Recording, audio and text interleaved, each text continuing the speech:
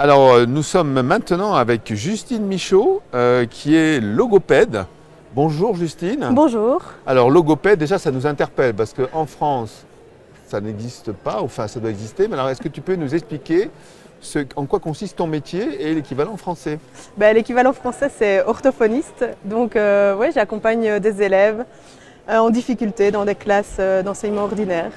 D'accord, donc on va parler en fait d'enfants qui ont des difficultés particulières et en fait tu as la chance d'intervenir dans des établissements où ils sont dotés de machines qui leur permettent en fait de faire des trucs sympas. Voilà, c'est ça, oui, oui. Surtout, en fait, ce sont des élèves, oui, qui ont leur propre iPad et ça va leur permettre vraiment de compenser leurs difficultés et leurs troubles au niveau scolaire, oui.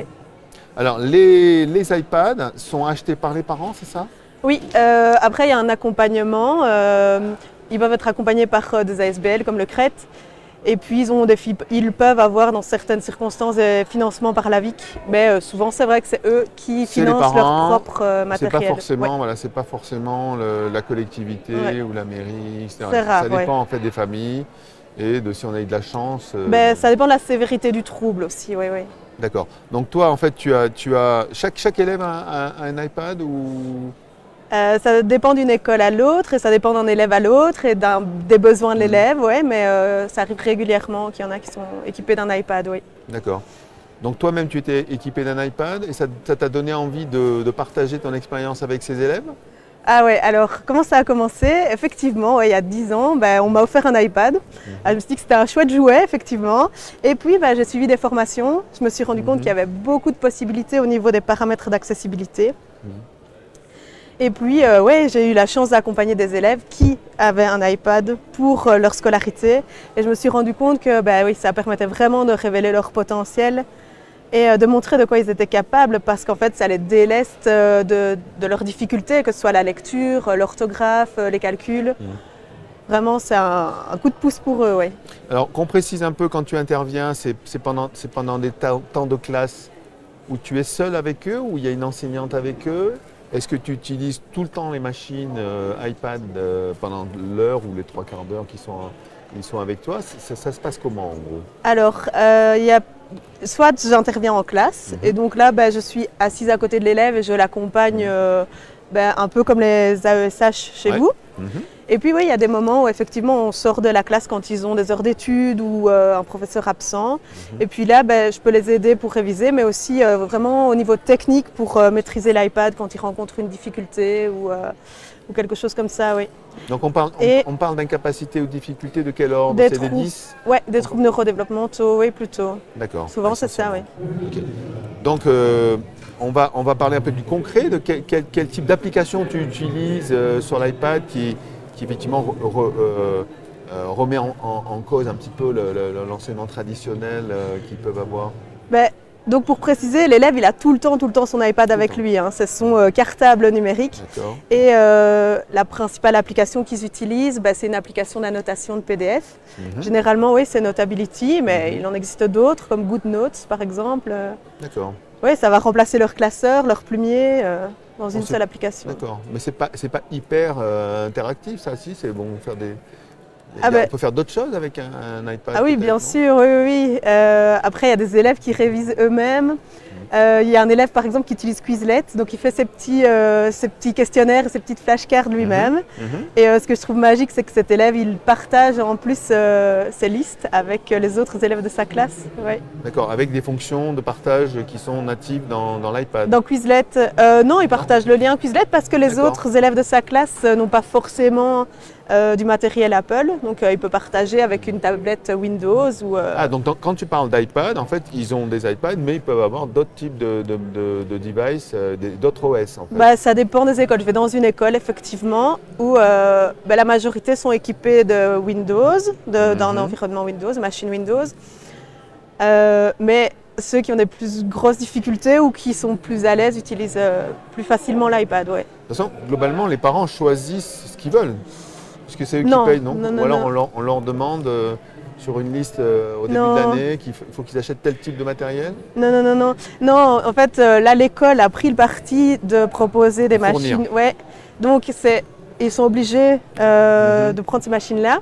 Mais les autres élèves qui ont déjà eu un équipement en primaire et qui arrivent dans cette école, conservent le même Ils étaient équipement. déjà dotés, donc on ne Oui. va pas leur demander de racheter. Et puis ce sont des automatismes qu'ils ont avec la machine Apple, donc on ne va pas leur demander de passer sur une autre Donc machine. en fait, tu as face à toi un parc machine avec des élèves qui est complètement hétérogène du coup.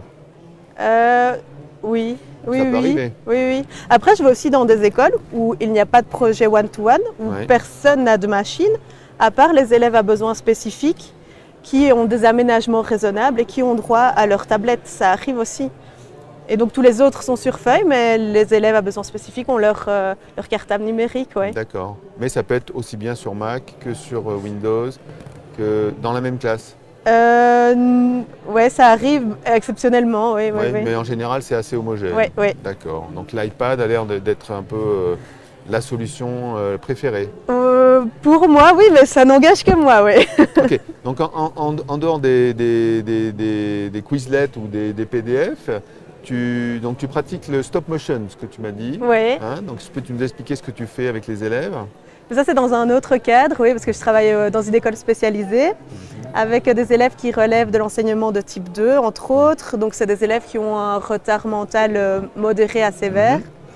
Et avec eux, effectivement, on a mené à bien un projet de faire du stop motion. Et donc, ils ont réalisé leur petite capsule vidéo avec un fond vert. Ils ont dû créer le scénario. Il y avait pas mal d'expressions orales puisqu'ils ont dû s'exprimer. Et puis après, ils ont présenté leur capsule aux autres élèves. C'était vraiment très gratifiant pour eux. Ouais. D'accord. Donc toi, ton objectif, qu'est-ce que tu recherches en fait? C'est l'acquisition de compétences ou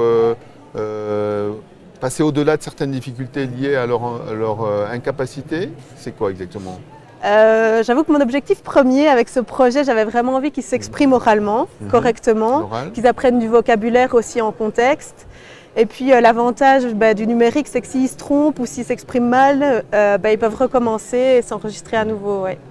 Est-ce qu'on peut faire d'autres bilans de l'intérêt d'utiliser du numérique avec ce type de public? Comme tu dis, ils peuvent laisser erreur. Il n'y a pas de. L'échec est plus facile. Oui, c'est vrai. On peut gommer plus facilement.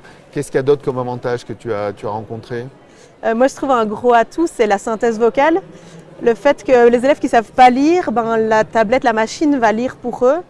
Et moi, je trouve que c'est vraiment une plus-value parce qu'il y a des élèves qui sont analphabètes et ça leur permet… Donc ça, c'est les fonctions d'accessibilité qui sont disponibles sur les tablettes nativement.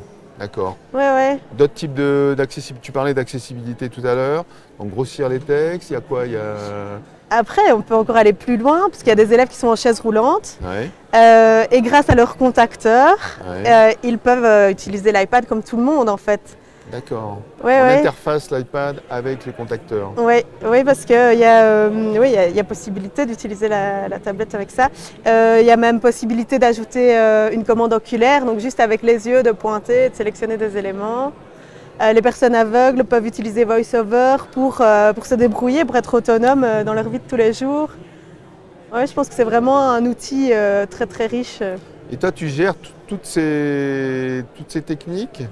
Est-ce que tu en parles en général ou est-ce que tu dois pratiquer? Parce qu'en fait, ça fait quand même beaucoup. Ah ouais. Je pense que c'est à l'élève, enfin à la personne en tout cas, à maîtriser la technique parce que ça demande un peu d'exercice quand même et un peu d'automatisation parce que effectivement, VoiceOver, ça va très très vite et puis il y a des gestes à connaître pour pouvoir maîtriser ce paramètre-là. Ouais.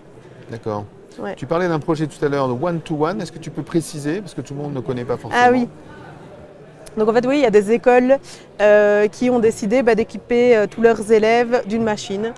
Donc l'école décide de la machine qu'ils veulent proposer aux élèves et donc voilà, ils sont tous… Donc one-to-one, c'est une machine, un élève. Voilà. D'accord. Donc ça, c'est un programme qui se met à l'échelle de la Wallonie, de la Belgique? De la Wallonie, oui, de la Wallonie, oui. Mais c'est d'avoir les pièges. Ouais. D'accord. Bon. Est-ce qu'on peut faire un bilan de tout ça? Tu es contente de le faire? Tu fais ça depuis combien de temps? L'iPad a 10 ans, mais ça fait pas 10 ans qu'il y a des élèves équipés d'un iPad dans les classes. Donc c'est une excellente question. Je dirais que ça fait 2016, déjà en 2016, 2017. C'est une pratique personnelle déjà en 2016 avec l'iPad? Moi, je l'ai depuis 10 ans, mon iPad. D'accord. Mais vraiment accompagner des élèves équipés d'un iPad. Les 2016. premiers que j'ai rencontrés, c'était en 2016. Donc ça fait quand même pas mal de temps. Oui, mais c'était les balbutiements. Et maintenant, ça commence à devenir plus commun. Ouais. D'accord. Dans le futur, il y a des projets qui t'intéresseraient à développer, que tu n'as pas encore réalisés? Oui. En fait, moi, je suis curieuse de voir justement comment ça va évoluer. Et ces élèves qui n'ont pas qui ont peu d'autonomie dans leur chaise roulante, bah justement, je me dis que avec les machines, avec les technologies, ils vont pouvoir devenir de plus en plus autonomes en fait. Je suis curieuse de découvrir ça. Parce qu'aujourd'hui, on parle, les sujets du moment, hein, c'est l'intelligence artificielle générative, on parle de réalité virtuelle, les casques. Est-ce que déjà tu as un peu réfléchi à pouvoir utiliser ce genre de choses? Ah, c'est une bonne question. Ben, l'intelligence artificielle, Évidemment. elle permet par exemple de lire du contenu simplement en prenant un iPhone ou un iPad. On peut scanner l'environnement et va décrire l'environnement. Donc pour une personne aveugle, c'est juste l'idéal. Ou une personne qui ne sait pas lire, ça va lire ce qu'il est écrit autour de lui.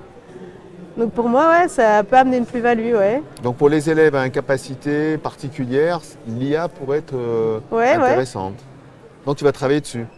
Je vais y réfléchir, ouais. Bon, écoutez, on était avec Justine Michaud, qui est très positive par rapport à l'utilisation du numérique avec ses élèves. Et donc qui va développer d'autres projets. Donc on la verra peut-être l'année prochaine. Ouais, pourquoi pas. Plus, hein. Merci. Merci.